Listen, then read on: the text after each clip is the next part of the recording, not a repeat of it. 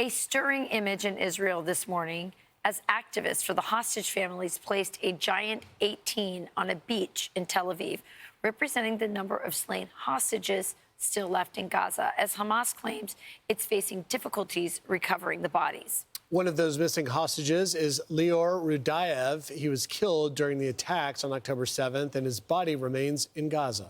Lior's son, Nadav Rudayev, is with us now. Thank you for joining us this morning, and our hearts go out to you and to your family. I understand. So your father, actually, when he was taken hostage, was responding to the attacks and defending some of the other victims in that attack. So first of all, good morning, Charlie, Rachel, and Grief. It's the second time I'm being interviewed by Rachel, so it's an honor for me that you're giving us the time to talk about the things that are important to us right now. And as you said, my dad on the morning of October 7th, as long as over 40 years, has been volunteering as a first responder team personnel of the kibbutz where I grew up in, where I was born and grew up in. And in that morning, the same as always, whenever he was needed, he responded to the call that everything was very chaotic and confusing. And he went outside with no hesitation, not looking twice, not thinking twice about leaving my mom alone at the safe room, and went outside. And for many hours, him and other members of the first responder team, including his teammate, Tal Chaimi, fought against dozens of terrorists that came in the kibbutz. And they were able to prevent a much larger disaster. But unfortunately, the heaviest price was ours, because my dad and Tal and four other members of the first responder team were actually killed that morning. Three of them were taken hostage, and alongside five other members of the kibbutz. And right now, after 743 days, we've been left with only two hostages from our kibbutz, 18 in total, which is my dad and Tal Chaimi. So it's a very challenging time. It's been a very challenging week this past week. Yeah, it's so interesting because there's so much joy, right? There's so much joy at the return of the hostages. And yet for a family like yours, you're not getting that closure that you wanted. And by the way, Nadav, so great to have you back on the show and your story. And your dad is so inspiring. I mean, he's known as this perpetual volunteer, and you talk about his bravery.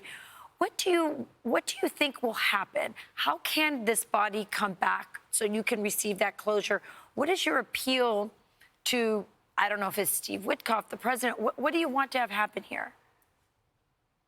So first of all, it's good seeing you again, although we're kind of far. When we got the call that President Trump has been successful in getting this deal done, we were actually in DC, me and and a couple other family members. And we received the notice while we're in a walking distance from the White House. And what happened and unfold afterwards was just pure magic, because we've seen Howard Lutkin, and he came to the house where we were, and he called President Trump so we can say thank you in our voices. And then I came back to Israel, only to discover that the deal of the 48 is not what it seems on the media. And we got into touch with our officers regarding my dad and his return. And for the past, since we've got the notice on May 7th, 2024, that dad unfortunately had been killed and his body had been taken, we are advocating for life. And it was important for me that all 20 of the surviving alive hostages would be returned first and foremost. I've said it pretty much everywhere.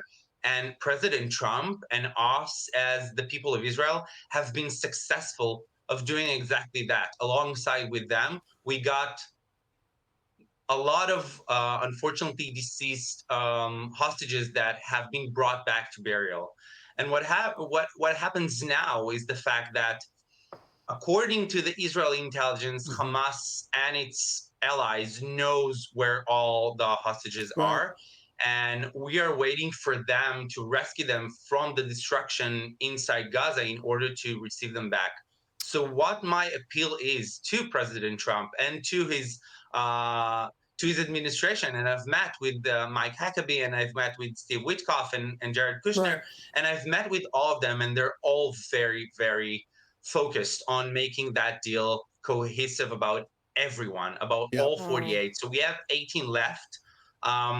But the only thing that I can say right now is letting them do their job and keep on pressuring whomever, because Steve Witkoff is on its way back to do exactly that after he's been here for a long time now. So he's coming back to make sure that it happens, and hopefully, and I'm saying it very cautiously because I'm trying very hard not to be too hopeful for me to go back down again and be disappointed, because that's unfortunately what happened this week, alongside the happiness and the pure joy of seeing 20 hostages reuniting with their families, and those smiles, those embraces were the things we wanted to see for so long. So that happened. So we won the battle, but the war is not over yet. We still have 18 hostages. And that's what President Trump assured me when we've talked on Monday when he was visiting the Knesset. Yeah. So Nadav, I'm trusting him. Yeah, Nadav, our hopes and prayers are for you and your family. The residents of the kibbutz near Yitzhak, that they will be able to find your father Lior's remains and bring them back. Hang in there, keep hope, and thank you for taking time to continue to speak out on this issue. Thank you all very much. Thank you. It's wonderful seeing you. Take care.